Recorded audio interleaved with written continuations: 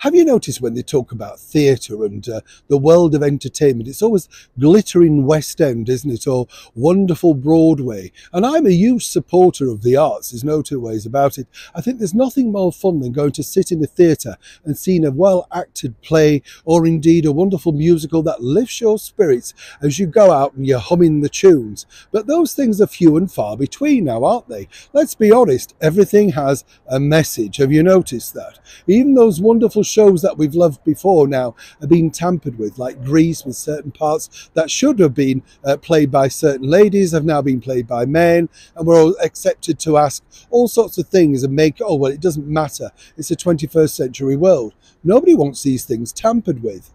There's one play that hasn't been tampered with that's been running for decades now in London's West End, and in fact one person has appeared on stage every single night since the very beginning. Who is it? As ever, let me explain. Hi, good morning, how are you? Yes, nice to have your company.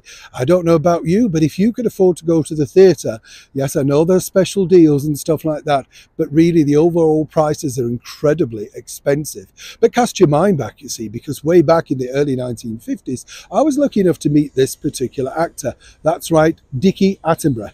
Richard Attenborough, who was handpicked by the author of The Colossus that became The Mousetrap by Agatha Christie. Now, I don't know if you know this, but when the play opened, Agatha Christie herself didn't think that the play would run that long. She said, well, she liked the story and she loved the production, but the bottom line was she couldn't foresee that people would come to see a simple whodunit for so long. How wrong was Agatha Christie?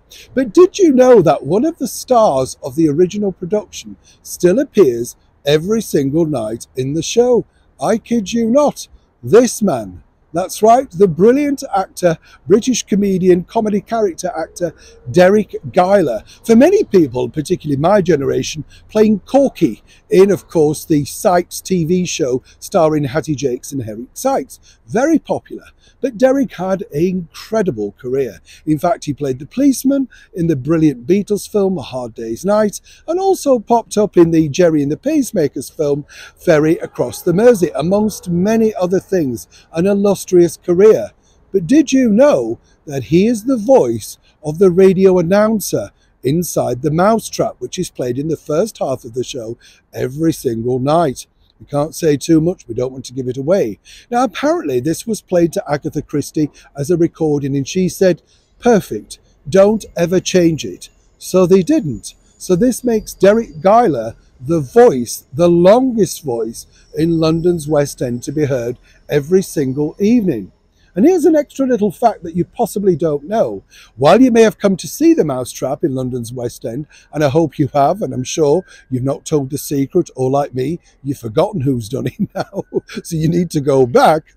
Well, apparently, you see, it can't be turned into a TV drama or indeed a big screen film on her orders until the production finally closes in London's West End. And apparently that's not happening anytime soon. So Derek remains, literally, the diva of the West End with the longest running voice heard every single evening in London's glittering West End. Now there's a fact you can share with someone over a pot of tea. Neil Sean in the very heart of London.